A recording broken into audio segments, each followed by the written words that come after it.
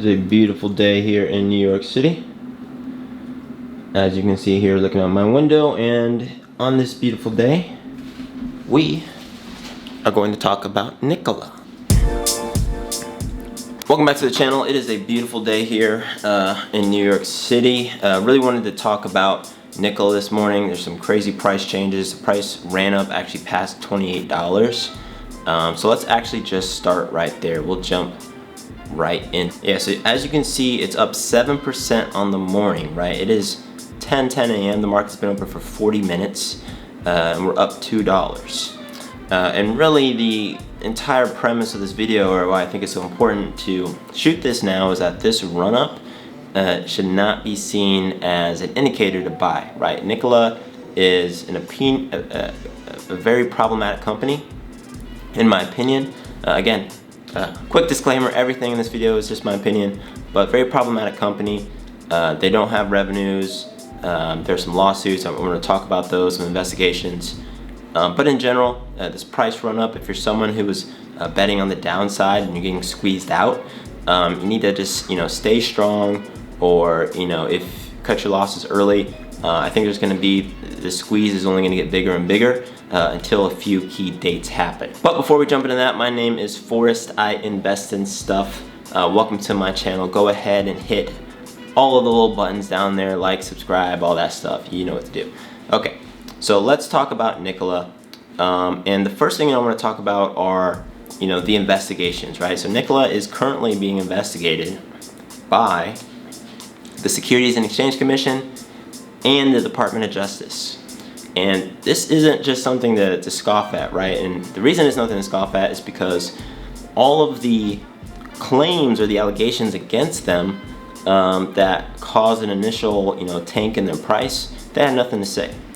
So generally, if there's some negative PR in the space, and if I'm a business and I have clear evidence or an easy way to say, hey, that didn't happen, I would do that for the sake of my stock price, right? My investors, and really just the perception of my company long term. But they didn't do any of that. They basically just had copped out and said, oh yeah, we didn't say it was actually, the truck was actually running on its own. If you don't know what I'm talking about, do a quick Google search of the video they did with the semi-truck that was supposedly a fully functioning EV, allegedly. But again, that's just one thing, right? And that kind of sparked the SEC and Department of Justice investigations because they're potentially or allegedly defrauding their investors. On the flip side, and this is just looking at them as a company. So let's go ahead and jump into Morningstar. Okay, so now I'm in Morningstar. Morningstar, by the way, is a great tool to use to check financials. I also use Webull. Webull has a nice little financial section. Either or is fine. I have it pulled up here on my iPad. So I have their Q3. Look at this column here. Q3 revenue of $0. Now for a startup, it's not uncommon to make no money, like net, like have a net loss. Many companies have net losses, especially when you're in the startup phase, Series A through whatever. They actually didn't generate any cash inflows, though, is what we're seeing here. So it's not that they had a net loss, they just literally didn't sell anything. And for a company that's been around this long and that has had other quarters with revenue, this is very problematic, especially in a space that is this hot. People are trying to solve these problems actively. So in my eyes, I'm like, hey, why haven't you sold anything? Well, that's because, in my opinion, they don't have anything to sell.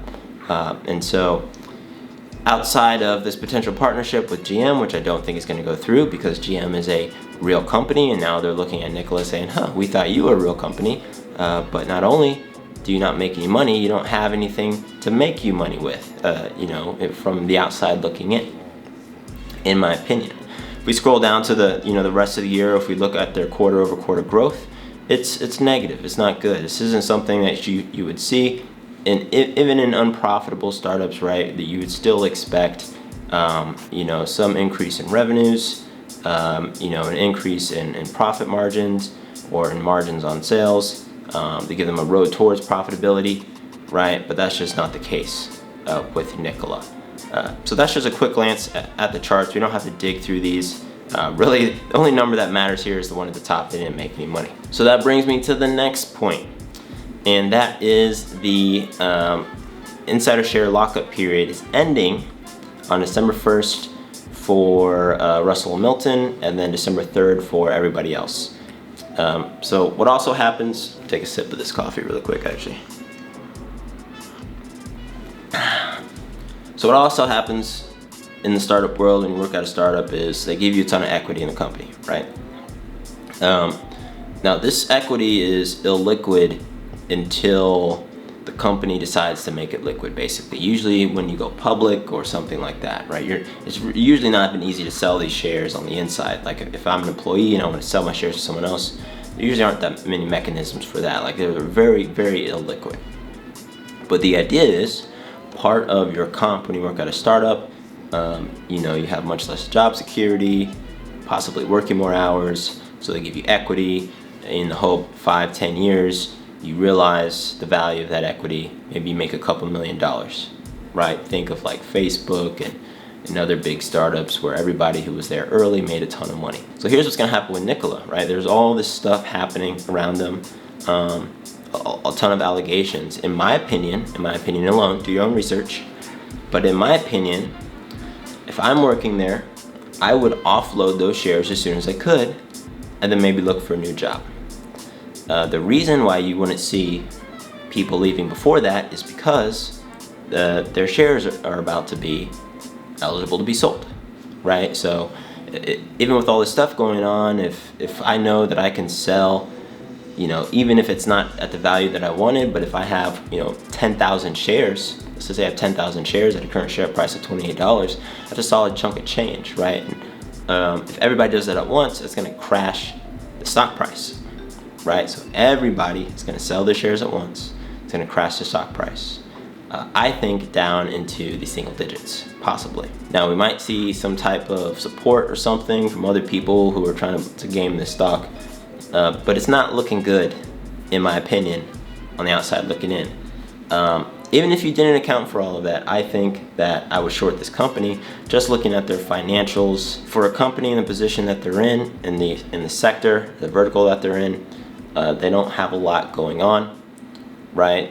Looking at their management, the way that they communicate, deal with negative PR, things like that.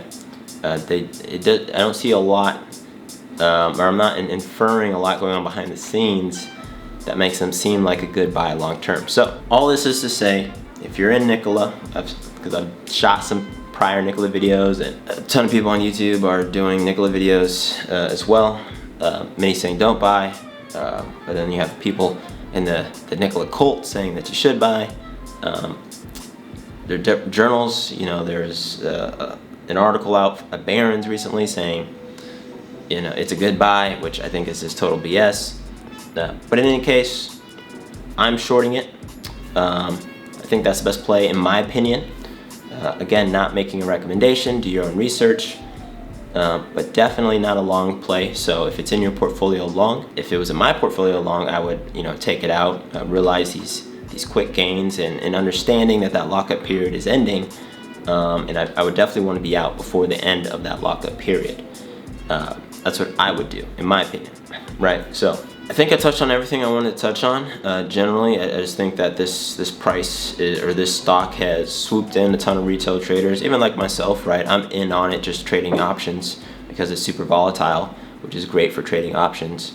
But I have seen and a lot of people who are holding shares, and I really don't want a lot of people to you know, become bag holders against the institutions that are trading against them. So yeah, I think it's great to swing trade on this, but I would not be holding shares unless you're you know, selling shorts or whatever. Let's take one more look before we dip out of this video here.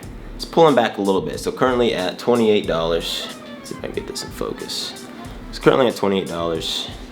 And just for the sake of the video, look at my total account value today. What is it? $17,000, right? So that's my account value today. I just bought a few more Nikola puts. I want to see all my Nikola positions. So these are all of my put positions there, pretty quickly, just a bunch of puts. that I bought at various times. And if I'm right, that'll be great. If I'm wrong, I will shoot another video explaining how badly I messed up and showing you the thousands of dollars that I've lost. But that's the point of this channel, is to watch me trade and share my thoughts on it, and hopefully inspire you to do some trading, investing of your own. In any case, that is it. Again, hit the buttons down at the bottom, highly appreciate it. Trying to get to 10,000 subscribers to help a brother out, and you could be the next one. With that, thanks for stopping by. Forest Night out.